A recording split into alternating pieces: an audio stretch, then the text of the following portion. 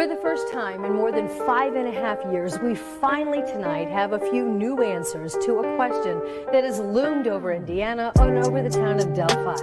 Who killed Abby Williams and Libby Jones? From the end of the bridge to, you got to go through. Now, I believe that the bodies were found about 50. Born from a family's grief and determination. In April of 2020, Army soldier Vanessa Guillen went missing while stationed at one of the largest military installations. That little music in the background that goes, "Don't be suspicious, don't be suspicious." Right. Knew about it or was there. He's as guilty as the person who committed it. Chilling details in the arrest of a suspected serial killer caught before he could strike again.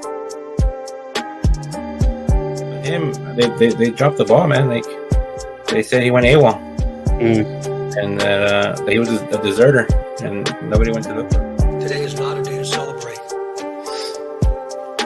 but the arrest of Richard M. Allen of Delphi on 2 counts of murder. Like I said, we're going back. We were asked last time to kind of talk about the food, the grub truck video, and kind of give our perspective of it. The press release from the police department, it indicated that they're still trying to put pieces together from that night. Does that worry you at any point or at any bit that they're still trying to put those pieces together? It's been over 5 weeks since little Kaylee Anthony vanished. Her mother, Casey, has been arrested for lying to police. She's being held without bail.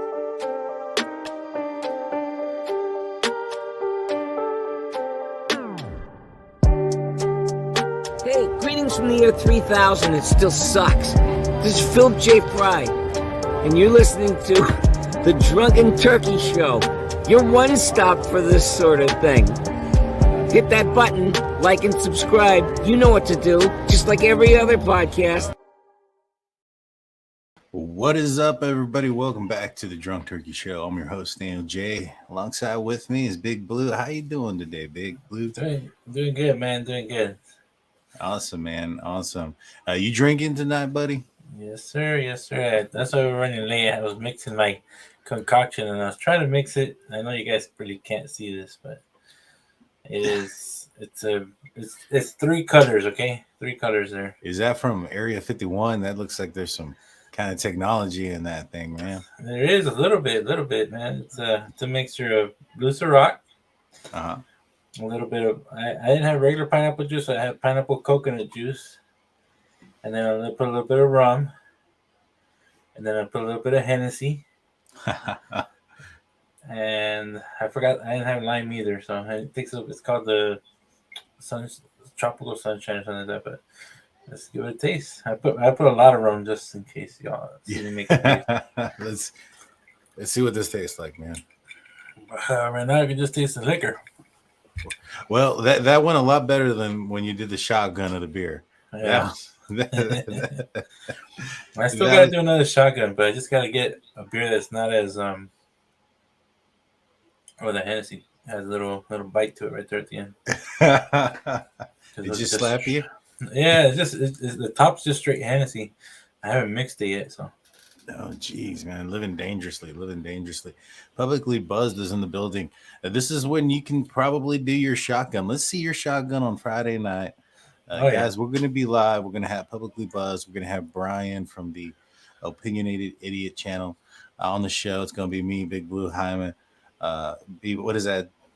6, possibly 5. I think Dan, I'm still waiting on Publicly Buzzed if he's going to be coming on or not. But 5, possibly 6 men, beards, consuming alcohol. That hurts my ear, Blue. Sorry. I'm trying to mix it, and I forgot I moved my mic today, so it's up there now. Yeah, and so we're gonna be up here on Friday night. Make sure you guys subscribe if you're not. Hit that notification button. That way you're notified of not just when we go live, but also when we throw out some content. We try to stay on top of things, so to speak. And when breaking news pops out, we'll jump on in there. And so, well, Blue, did you get a chance to see the documents that were dropped here recently? I didn't get to read through them. I just watched the video you did on it. Okay. So you saw the video at least on on the ending part, the part that everybody's been talking about, right? The Brady, Giglio. Man, I can't pronounce some of these words, guys. I apologize. I practice it, but then when I read it, it doesn't come out right. Anywho, what are your thoughts there, Big Blue? First and foremost, watching the video, what was your knee-jerk reaction? I was like, man, I think they got the right guy, but with this, man, his defense team has something in their pocket now, something where they can slip under slip onto the judge's desk and say, hey, we might need to rephrase or renegotiate the terms here. Right. I mean, at first glance, it doesn't look good whatsoever. And I don't think, there's been a lot of folks trying to spin this off as a possibility that this isn't that bad, right? I don't think that's the case. Reason being is you have two parts to this, right? You have the Brady part and you have the the other part, right? I sound like freaking Quagmire trying to say this dang name, dude.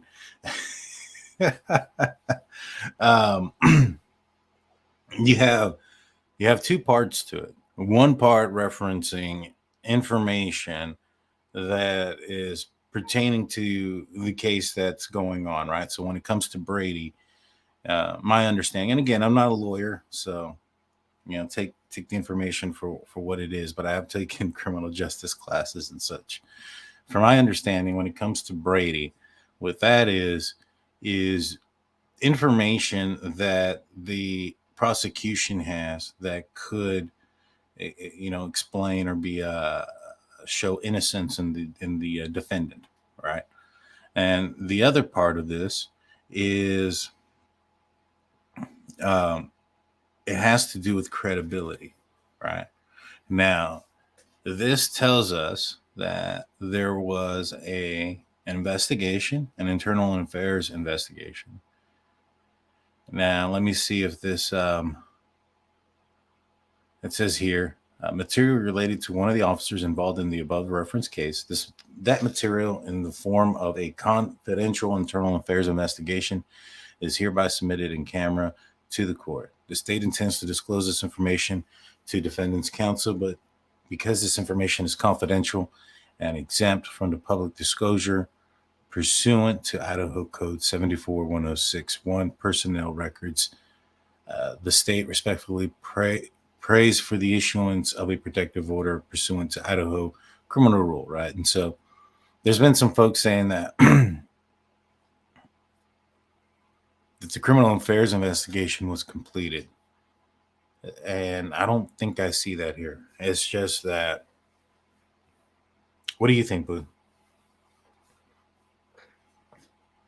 You're muted, bro. There you go. I think that they probably haven't put the report in there yet. They just have to put that they did an internal affair investigation on one of the guys. I think the report probably had to come out during the court hearing. They have to at least let the defense know that there's something there. Thank you, Giglio. All right, there you go. I was having a hard time remembering how to do it. I did it earlier, and it just slipped. Yeah, it was Quagmire's giggity. Yeah, man, that's what I've been saying. The thing is, I have to read that way of saying it over and over again, because if I see this way of seeing it, my mind automatically just regurgitates into Quagmire. Yeah. So basically, this is saying that there's material in the form of a confidential internal affairs investigation. It doesn't say it's completed. I'm not seeing anything here that is completed. There's been some question whether or not this is an old internal affairs investigation or if this is a current ongoing internal affairs investigation. And based from this, I'm going to say I can't tell. What do you think? Can you tell if it's old or if it's current? I don't think there's wording in there that specifies.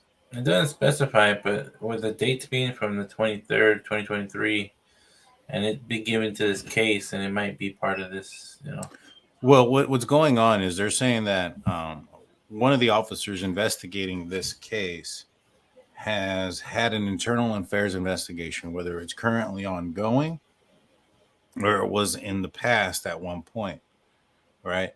And basically, they have to turn that information over, and because it is a Giglio deal here, it questions credibility. And so, for instance,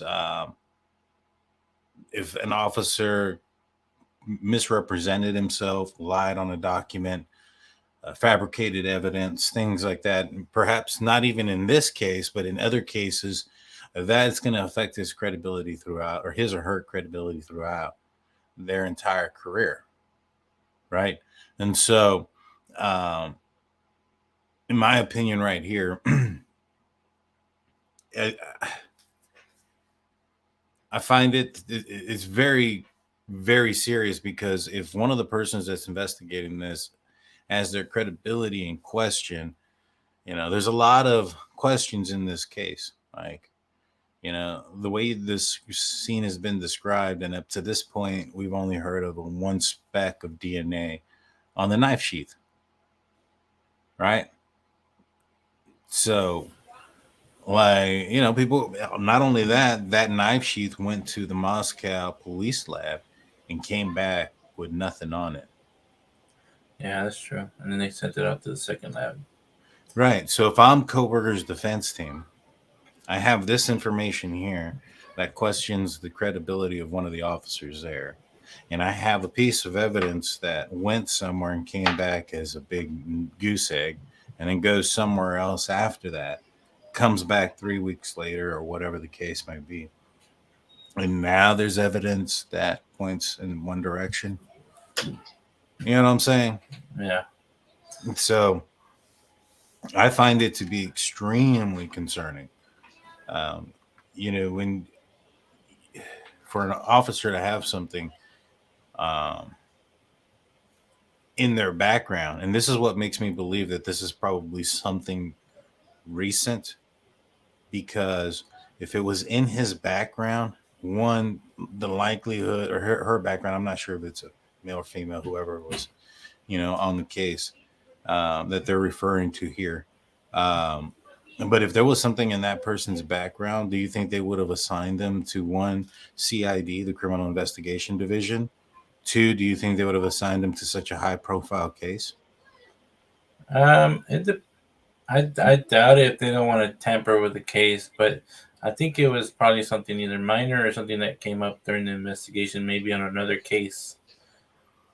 Right. But what I'm saying is, like, let's just say the reason why I think, all right, if you have this type of case, right, and in law enforcement, your credibility is everything. Once your credibility shot, you're worthless, right? You're not going to be assigned, even if for whatever reason, if a police officer goes and does something and doesn't lose their job for whatever reason, but is on this Brady list, like we've seen before, those guys are basically guys that are useless in court testimony because their credibility is shot, right?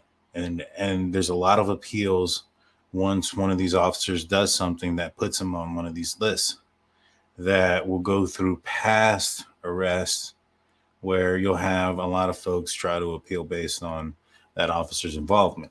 Now, that doesn't mean that everybody's innocent or any of those things, or they turn over those cases or whatnot.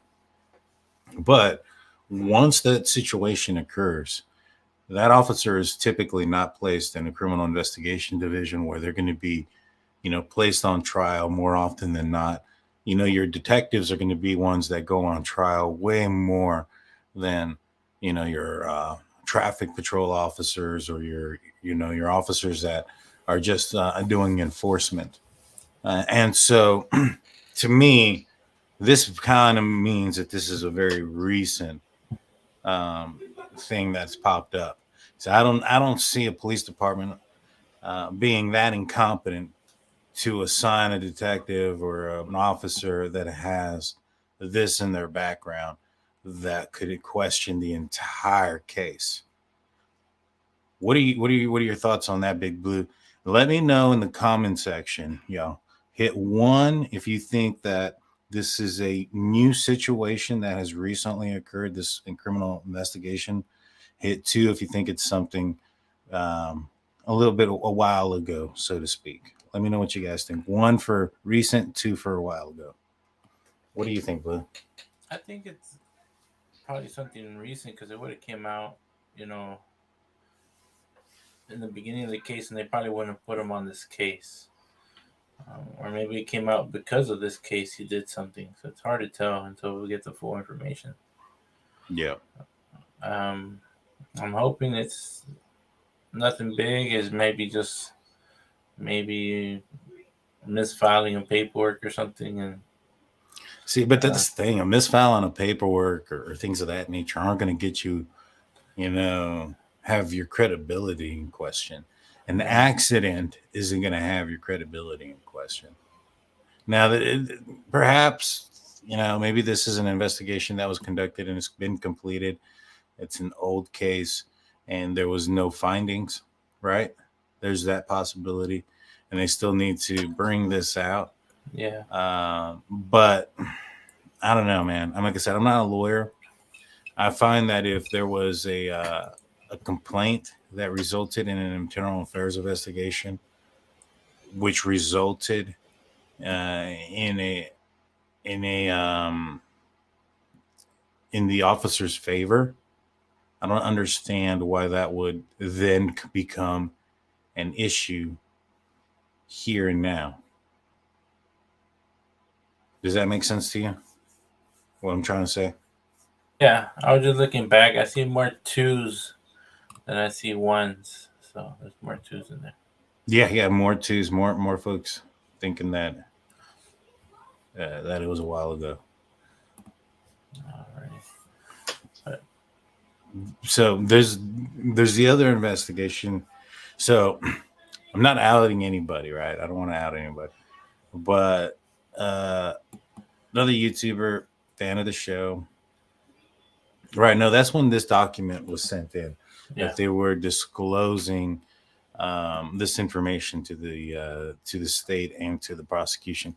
Also, the fact that they're disclosing it at this point and that date, it leads me to believe it's also more recent than not. And one situation that I think we can kind of look at is that one of the officers that was investigating this case, and I'm not trying to throw anybody under the bus, and it's not anybody's fault, but another YouTuber, Doc Thrifty, who's disappeared, and good guy, puts out good content. He had put out a video showing about a wolf that was in the Washington State area, Idaho area, and apparently there was, I saw it. It's no longer up. His channel is no longer up. And so I'm going just based off of memory recollection, just my memory here. And it had to do with some kind of wolf that was protected, that ended up passing because it was hunted, right? And then one of the officers who was involved in this investigation had a YouTube channel, and that officer went up to northern Idaho area, hunted down and took out a wolf and put it on his YouTube channel. Now, I ain't saying that those two wolves were the same or any of those things, and I don't think that Dr. Thrifty was saying that either. But he did say that he filed a complaint with authorities in the area and forwarded that officer's YouTube channel and those videos to the proper authorities because they were looking for information as to who ended up hunting the wolf. And so I don't know if that's something that's recent. That's something that had occurred. I don't know what was the outcome of that investigation, if there was an investigation. You know what I'm saying? And so who knows? But that is something, in my opinion, I think that can possibly be what's going on here and why it's popping out and why maybe perhaps we're not seeing a lot of, Dr. Thrifty right now. It may have actually been something. I don't know. What do you think? Yeah, that's a good point. It could be they're under investigation for that because it's a felony. It's a felony. It's for killing an endangered species if it is an endangered species. So maybe it's being investigated for that. Yeah. And that's not Dr. Thrifty's fault, right? It's like blaming an officer for somebody doing something illegal and them getting arrested. You know what I'm saying? When somebody arrested blames the officer for arresting them instead of, blaming themselves for the crime they committed. But these guys know that they have to have like certain like not so much online presence. So I have a good friend of mine that just went to the police academy, and he got rid of all his online Facebook accounts, Instagram, everything while he was doing the academy. And then after his academy, he started one back up, but he started a fresh one, and it's cleaner than what he used to put. You can't have your opinions, religious opinions, your political opinions. It's just like him. He's a bodybuilder, so it's just his bodybuilding. You know what I mean? Right.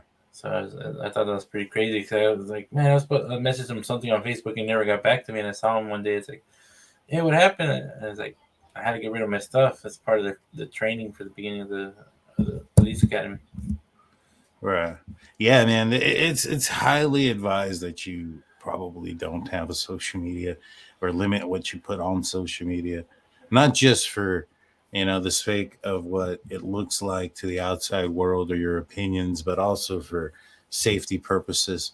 If somebody, you end up coming across the wrong person or arrest the wrong person and they got your information, you know what I'm saying? They go to your Facebook, they see your family.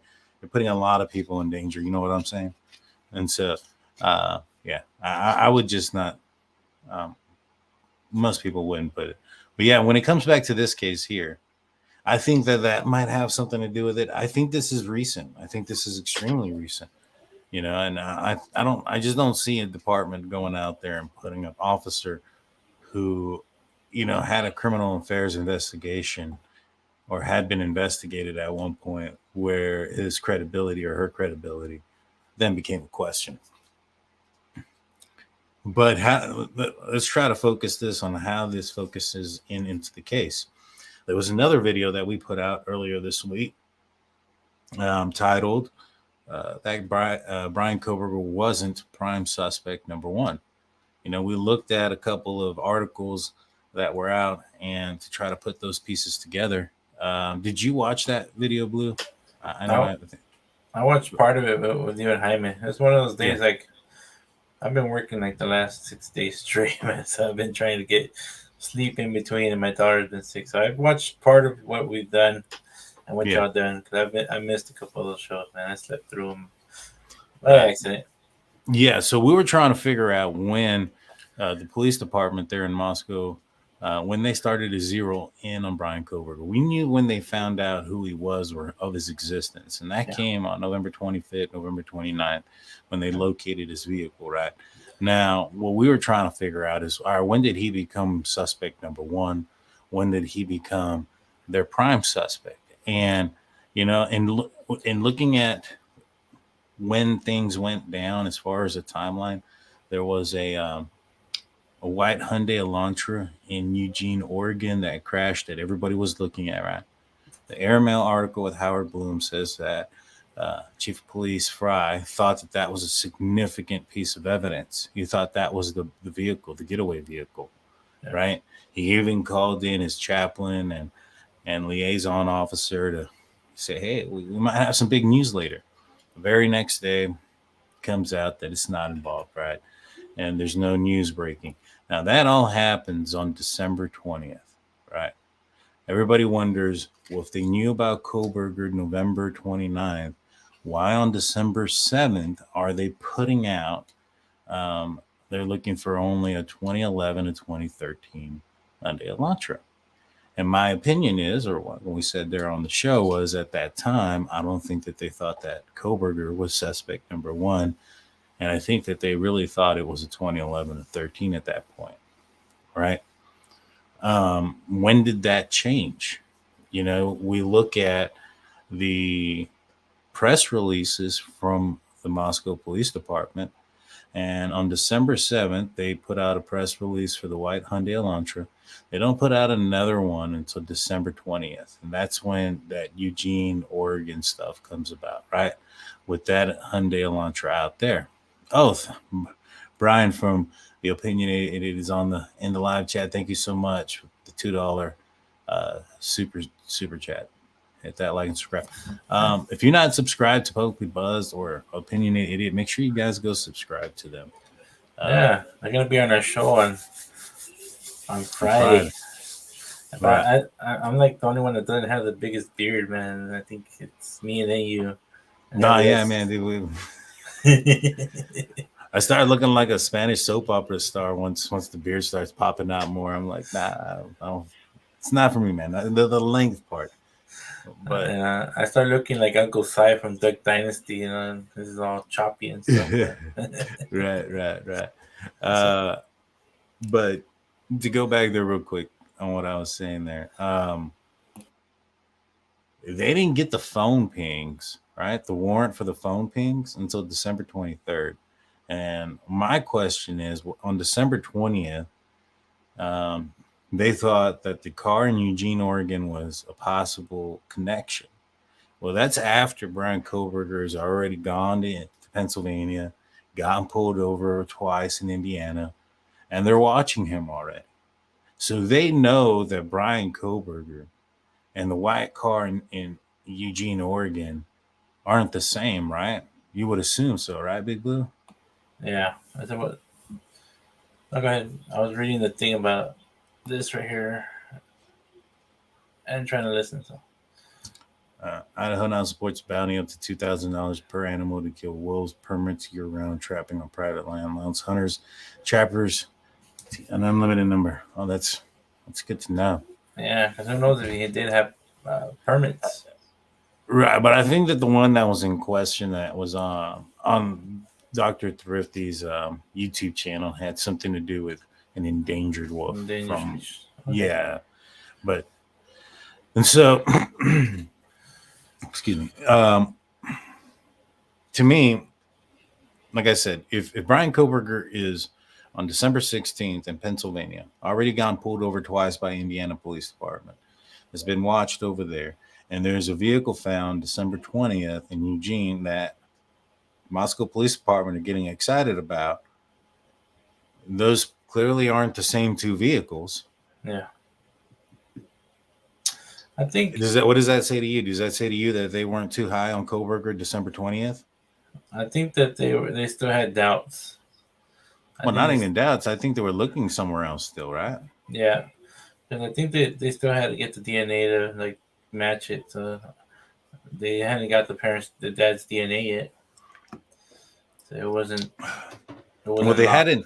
Well, all they were doing was watching him. I don't think they didn't have any information either that would justify the collection of the DNA. Now, like I had brought it up before, and real quick, we have a $5 super chat.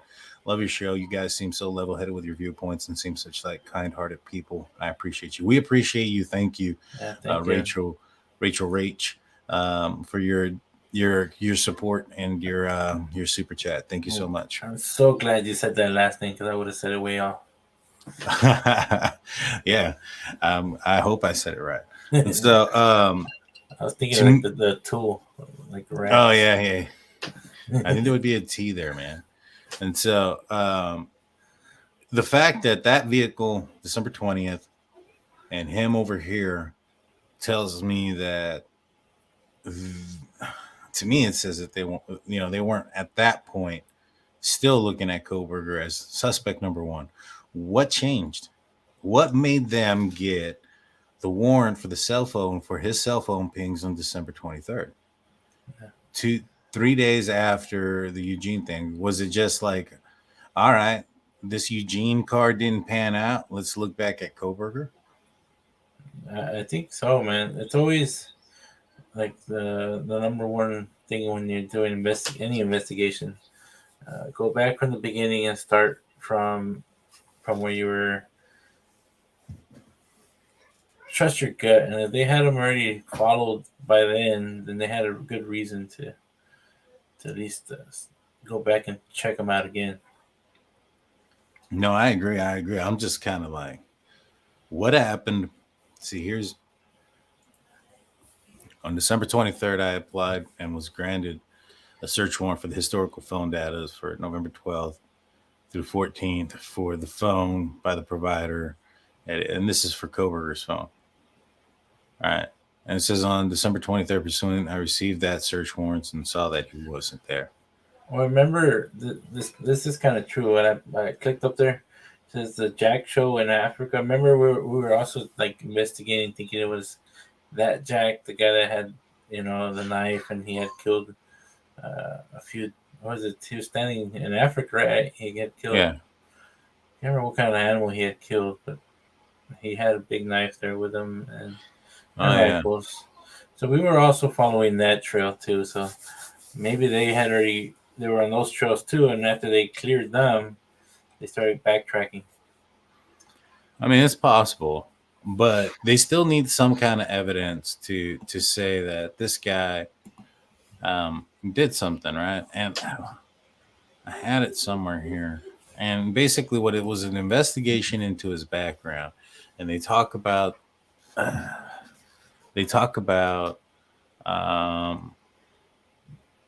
what do you call it? The Reddit survey, right? And yeah, we do need a timeline for when the Texas lab discovered the DNA. That is true. So they had he had that survey that went out on Reddit, and something there ended up leading to probable cause for a warrant, right? Yeah. To get his cell phone pings. Yeah. And then they picked up his DNA. See, the pattern in which this is going is weird. Yeah. You get what I'm saying? Like, the timeline doesn't make sense. Something, like you said, something did trigger them to investigate him even more. But right. I don't know yet what it was. Well, I mean, it appears that it was the investigation into his background. But the thing is, here it is. I found it. All right. No, I'll read it really. Oh, another awesome show, guys. If you're not checking out the True Crime Cafe with Dago, $2 super chat says, awesome show as always, guys. Keep up the great work. Thank you so much. We appreciate you. Thank you, sir. So right here, this says right here is based on information, WSU website. Kohberger is a PhD student in criminology. We learned Kohberger's past education included undergraduate degrees in psychology and cloud-based forensics, which also had an essay which learned when he applied for an internship with the Pullman Police Department. And that in that essay, he talked about assisting rural law enforcement agencies and how to better collect and analyze technological data in public safety operations. And also posted a Reddit survey, and where he asked, and this is the part that's in big quotations, is understand how emotions and psychological traits influence decision-making when committing a crime. As part of this investigation, law enforcement obtained search warrants to determine the cellular devices that utilize cell towers, proximity to King Road residents between that time, yada, yada, yada. And so why, based off of this investigation into his background is what led to them getting the cellular towers, right? Right? Is that what you're seeing there? Is that how it makes sense to you? Yeah, that's what I'm understanding. That they were trying to investigate him even more because of his Reddit posts. Right. The Reddit post is the biggest part of this, where it's like, hey, look at this. But the thing is, that on its own, like, if it wasn't for his studies, right, I would find that to be kind of suspicious, right? If it was just some random guy who worked at the Blockbuster. Thank you so much, Willow, for your $2.99 super sticker. Worked at a convenience store, whatever the case may be, and then he puts on Reddit trying to figure out, what people think of when they're going through a crime, right? How they pick their targets, things like that, right? Yeah. If it was a random guy, okay, yes, 100%. But this is a guy who he was studying criminology with psychology and all this other stuff that goes along with it. it could be just part of his studies. Yeah. Like I said it a few times. If they investigate me for anything, I'll be in shit creek because, man, my search engine on my phone and TVs is just about murders and medications and all this different theories. And like, so it happens, man. So I'm like, man, I didn't do it. I was at work. I'm at work about 80% of the time. So yeah, and for sure. And so you're right, dude. I mean, if you go and look at some people's search history, especially, if they're interested in crime and stuff like that, and us, that we go in there and we'll try to do a search history on, like, shoot, I was searching how routers work and if my cell phone would get attached to a Wi-Fi router. If something happened to somebody and they look like, oh man, this guy's doing some stuff over here. It had nothing to do with anything other than the fact that was something that came up in a Ashley Banfield News Nation art news clip, that is a possibility of how they could have gotten more evidence on Kohberger. And so you also have to realize who he studied under, right? His professor interviewed multiple convicted criminals who were convicted of crimes similar to like one that Kohberger is alleged to have committed, right? And his professor has gone in the mind and created autobiographies for these people. And so why would I would understand I would feel his defense would be like, why wouldn't he also follow in her type of footsteps, as far as not trying to understand criminals from a that perspective, from a one-on-one perspective? What do you think, Big Blue? Yeah, I mean, if he's trying to go into that field, he's got to understand them, got to know where to look for them. So he's going to do a lot of studies of their theories, their thoughts, and the way they lived. You know what I mean? Like I said, even for our show, just not to put it out there, but like I thought for one of the concepts that we can do is, and we talked about it before, is maybe go talk to somebody on death row. Right. On a case, you know what I mean? And say, hey, can we investigate you just like the reporters do? But, right. We're just podcasters. But, and I had put the medications on there before because somebody had put it out, asked about it. Because when I do intake on patients, and everybody thinks I know how to spell every medication in the world. There's thousands of medications. I can't spell every single one. I can barely spell my name sometimes, but I'm joking about that. Yeah, right. Depending on how late it is and how many drinks you've had. As long as I have a name tag, I'm good. I know who I am. And so OPI comes in and saying, Daniel, do you think that someone that supports BK's innocence could have made something up against one of the arresting officers just to throw off the case? No, because if they would have just made something up, that doesn't turn into an internal affairs investigation. There would have to be some sort of reliable information for it to turn into a case like that. And in my opinion, because so departments work differently too. So let me backtrack. Is it possible that they opened up a criminal affairs investigation because somebody reported something false in this department, as small as it is, and given the high priority? Maybe. Thank you so much, Jessamy, for becoming a member. We appreciate you. Yeah, thank you very much. This is wearing a speaker account too. Yes. She follow. I've seen her on. I'm also part of the Steel Curtain Network, and I've seen she comes out there as well in the live chat. To me,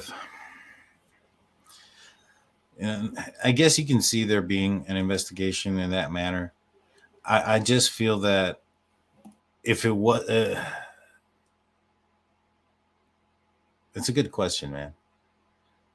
But the way it's worded, I don't know. I don't think it's as simple as that. I think that there wouldn't be a Brady clause and a Giglio. There would probably be just the Giglio, and you get what I'm saying, Blue? You're muted. Yeah, you kind of stumped me. It's not so much you stumped me. It's just that these places are different, and I'm not sure how this place is going to work compared to other places. Typically, I wouldn't assume that it would be enough. I've never worked internal affairs investigations or anything like that, so those things are a little bit alien to me when it comes to that. But I don't think so. I don't think that would be enough to bring this out, in my personal opinion. I think there has to be a little bit more to this than just a complaint, for there to be an investigation and such and such.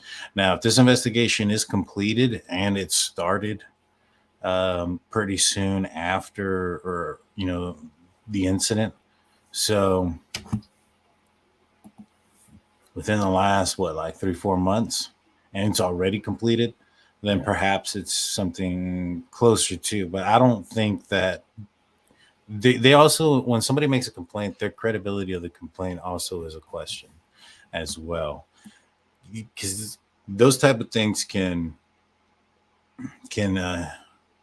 reflect negatively on an officer's career, if that makes any sense. Thank you, Life, Love, and True Crime, for your joining, becoming a member as well. Yeah, thank you very much. Yeah. And so I honestly not sure. I don't think it's enough, but could it be? Possibly. I mean, this is a very high priority case, so they might take extra precaution, is basically what I'm trying to say. Is they might take that extra precaution to do an internal affair investigation to show that, hey, you know what, this complaint came in against this investigating officer. We went in there and crossed our T's and dotted our I's and made sure that there was no truth to it. So that's possible there. Yeah. Yes, it would be 100% obsessed for Disneyland. Said a Brady violation should be a career-ending event. It should be, and most of the times it is. Officers who end up finding their way on staying on the department after either Brady or even having their credibility shot usually don't stay on as members of CID. Go ahead. Here's the thing: is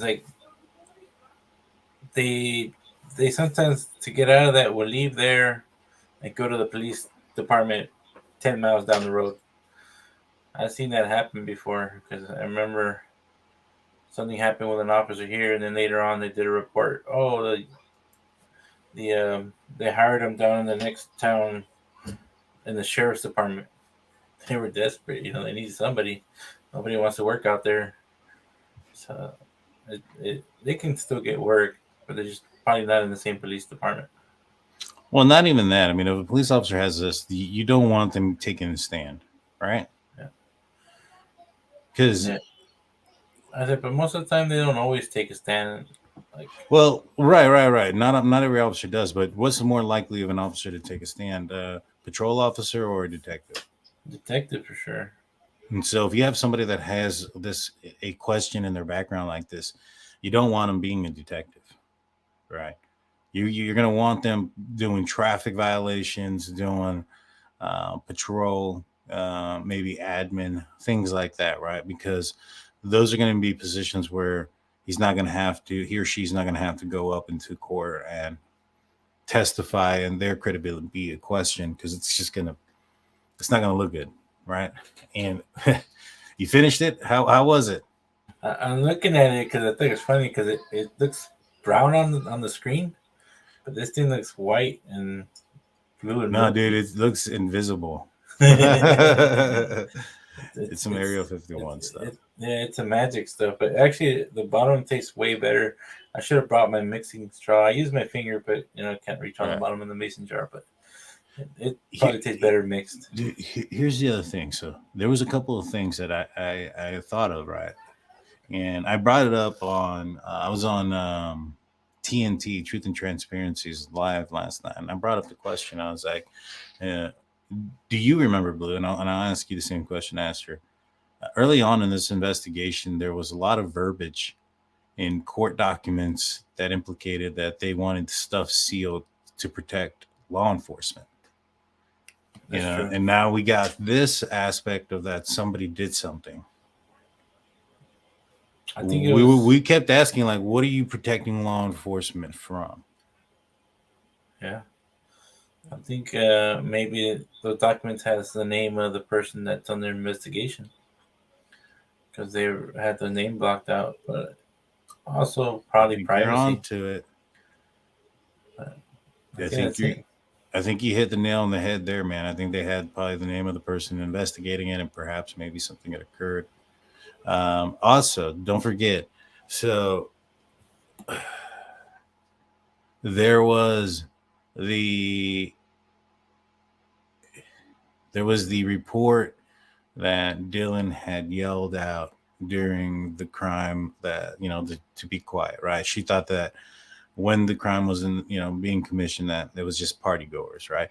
And that came out on Ashley Banfield. There was some audio that was released on YouTube about a month or so prior to Ashley Banfield and News Nation reporting that that was a possibility, right? That Dylan had actually yelled out at Bryan Kohberger's and Ethan, right? Yeah. Now, I'm not saying that audio is true or not true. I have no idea. I thought it was interesting that there was some truth to it, right? Whether or not that person, let's just say, whether or not that person was who he said he was, or perhaps maybe he got his information from Reddit, right? And he was just spewing Reddit theories, saying that he was first-person knowledge, right? Yeah. That could be possible. So regardless of wherever he got his information, it ended up being in part somewhat accurate, right? In his accounts, he felt that they threw Dylan under the bus. He felt that she didn't say things in a certain way, and they kind of put words in her mouth. Could that be an issue if those things ended up happening? I think that could be an issue that could cause this Giglio Brady situation. Like coaching a witness? Yeah. Is that what they call it? Yeah, exactly. It's hard to tell because, I mean, even if, say if he did struggle with one of the victims and they hit the ground and they hit the wall, you're going to hear that. So maybe she was asleep and she said, hey, y'all quiet down. Or, because I know when I'm half asleep and I can hear my kids bounce off the couch or the wall when they're playing around in their room. Mm-hmm. Like, oh crap! Let me go see who got hurt. Because I heard a slam. Yeah. But I don't know, man. It's kind of hard because to coach a witness, that's a pretty big no. Right. No, yeah. I mean, it is. It definitely is, and perhaps it's not going to look good either when it comes down to the defense seeing that type of information, if that ends up being the case. Again, we're not saying that's the case. We have no idea. It could be a multitude of things. It could be something that occurred a long time ago, which I honestly don't see it being that, because like I mentioned before, if this is a person who has that type of, complaint or whatnot, and is needed to have this type of, documents put out there prior to him or her going to court every single time, I highly doubt that person is, you want them as a detective, right? And so I think that this is something that happened sooner, but it's possible it could have been something that happened a while ago. You look at the fact that it's, I just think it's super bad, dude. It just looks bad. But go ahead. I was gonna say, I don't know. Like, it can be bad, but it could be something minor where they're just gonna have to pull that detectives off the case, and they just have to let everybody know we're investigating them. And it could be something totally different from another case. What if they were just there on the scene when they were collecting evidence, and he was the guy standing at the door? I don't think so, man. I think it says that one of the investigating officers. Okay. And so, let me go back up to it. Let me double check before I put out some stated that become aware of potential Brady Giglio material related to one of the officers involved, not just as one of the officers involved in the above referenced case. Yeah, so it could have been one of the many officers that arrived on the scene. Yeah, but that's still an issue, because if it's somebody that was just, hanging out outside of the place, keeping guard on evidence, man, there's DNA on a sheath. Yeah. You know what I'm saying? Or somebody said earlier, there was optional for the officers to wear booties. I think after it became a crime scene, they should automatically wear booties. Yeah, there was, as soon as the nature or the gravity of the situation was discovered, right? As soon as officers walked up there and saw that these 4 individuals passed, there was no saving. Yeah. Everybody, including the officers. I mean, you're going to want to check to make sure that the person that committed the crime isn't still in the building. But once that is done, everybody needed to leave and be out of the building and off the property. And that included the front of the property where they were parked at, where all the officers parked at. And so, and I would have included probably the side street as well. Yeah, because you're going to look for tire tracks. You're going to need to start casting everything. Right. Try to find potential matches, because maybe one of the things that they can find is that they did find a tire track that matches Bryan's car. That's another key thing that they can find. But there were so many cars parked around there. I mean, that reporter was doing what's her name, was like right in front of the house, on sitting in front of a table doing a report. Everybody's mad at her for it. Right. So it's just, there's too much traction around there for that case. Once they found that it was a murder case, they should have probably blocked off the street for a while. Now, as far as who were the first officers there, we actually went through that. I don't remember off the top of my head, but we went through it. It's on the airmail article that we covered. We've went through a lot of these cases, yo. We went through this case in depth on. If you go through the playlist Idaho 4, you'll find that. Let me see. I saw another comment here that I wanted to touch base on. One thing I want to put out there is I haven't seen any comments about my acting, about Daniel's acting or Jaime's acting. Y'all haven't seen our commercial? It was hilarious. Oh, dude, that thing was awesome. That thing was funny. If you guys haven't seen, we did a commercial for an ad, and we did some acting for it. Go back and check it out. It's on the Kohberger defense case, and let us know what you think. Yeah. Now, people are asking or saying, do I think that the sheath was planted and that this was somebody planting evidence? I do not think this is planting evidence at all. And the reason being is because if it was, then there would be a dismissal also attached to this to dismiss this case.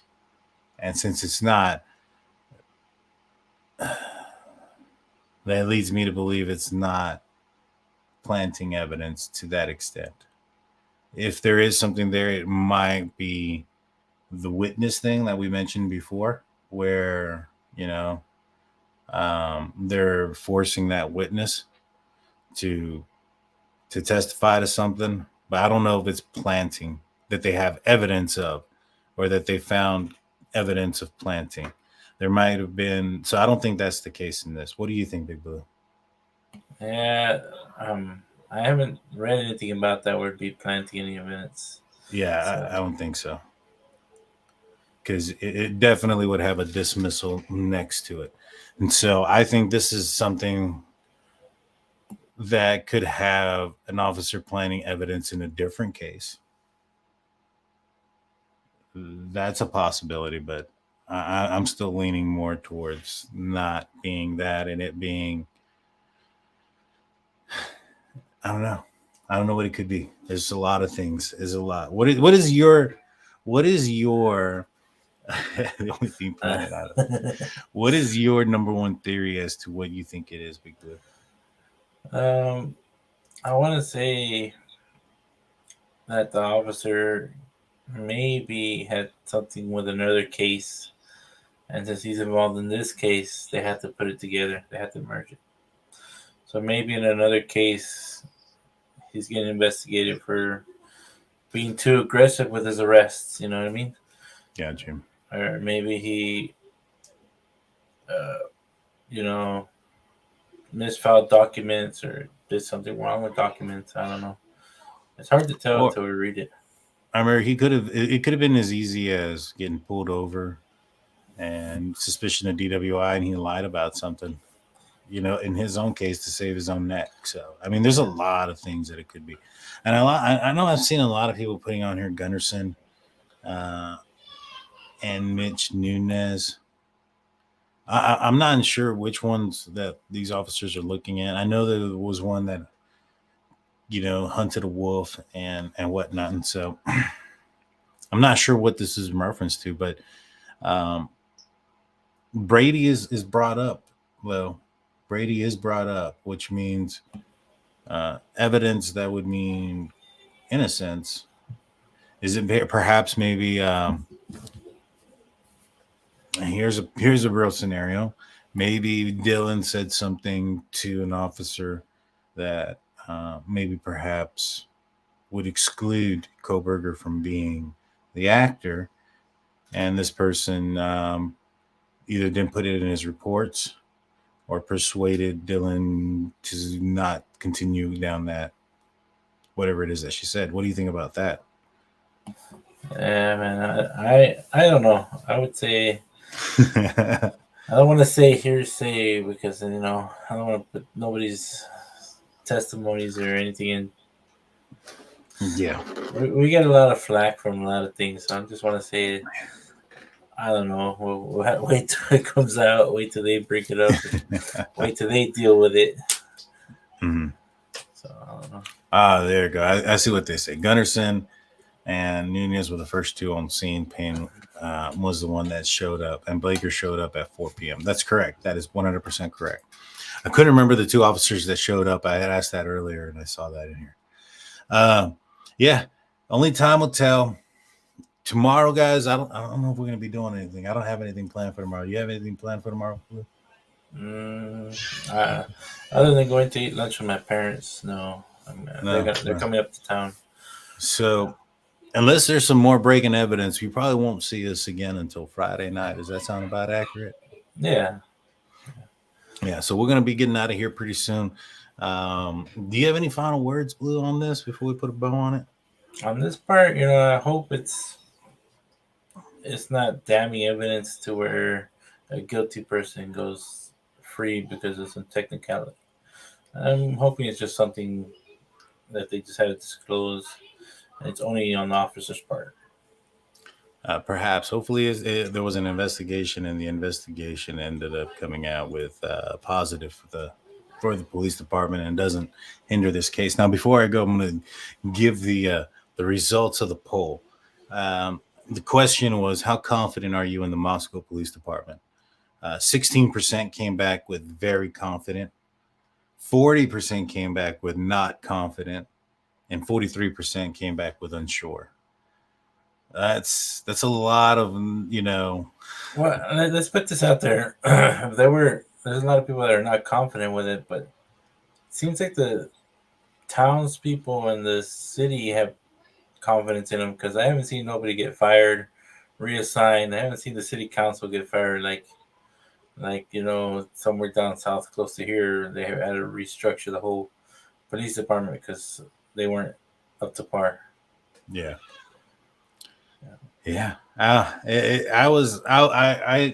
I also participated in this poll, and I said that I was unsure. Did you participate in it, Blue? Not today. I normally do, but I didn't get to the poll. Okay, well, what would you say you were at? Unsure, confident, or not confident? I would say unsure because I'm not part of the area, so I don't know any good standings by them, if they've done good or bad jobs. Other than this case, it goes by their history. For sure. We have a $5 super chat from Bruh Man. Says read over the Roy Wilson versus Moscow PD case and let us know what you think. I'll do that. I'm gonna write that down.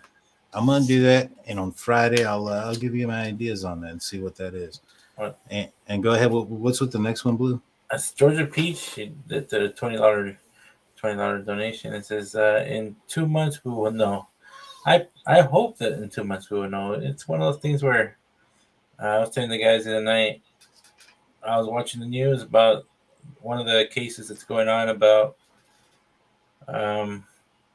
there was a gentleman that was being arrested and they sent in the police dog, and he ended up shooting the police dog and it died, and they just sentenced him to the, I guess, murder of the police dog. So he got life in prison for it.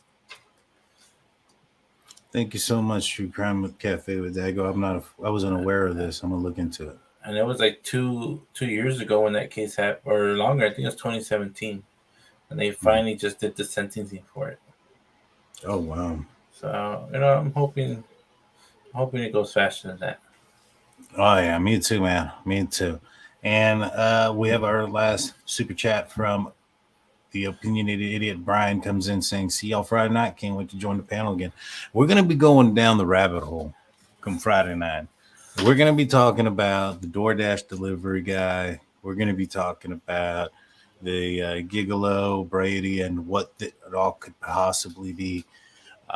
Co-defendants, co-conspirators, confidential informants, the whole 9 yards. We're going to get as, we're still going to be within the realm of realism and respect, but we're going to talk about the theories. And just remember, if y'all not subscribers, please subscribe. If y'all not members, if y'all want to be a member, it's up to y'all. But we're going to be giving a pretty nice tumbler away to members on Friday. So, oh, yeah. Looking forward to that one. Yeah, it's a nice tumbler. Go ahead, Blue. I said it's a raffle, so it's anonymous. You just have to join. Yeah, and it's going to be so the way the yes, sir. I'll email you the link here in a little bit. The way the raffle goes is at about the halfway point of the show on Friday, we switch it over to members only chat. Everybody can still watch the show, but only members will be able to contribute into the chat. And what we're going to be doing is at towards the end of the show, we have a StreamYard tool that selects a person at random in the live chat that enters a code word that we give up. Now, we're not going to give that code word out until after it's only members only. And so only members only will be able to respond in the chat. So that's how they are the only ones that get to enter into it. Yes, that Publicly Buzzed will also be out here as well. We look forward to having all the guys on, and just, we're going to talk not just Idaho. I think we're also going to cover a little bit of Murdaugh case as well, and Stephen Smith. I'm excited for it. Any last words again, Big Blue? I just want to say everybody, y'all have a good night. Y'all take care. Live your days as if it's your last day. We never know when it's going to be our last day. No, you never do, man. And so, with that being said, we'll tell you what to do, but we don't want you listening to drunks. We'll see you guys on Friday.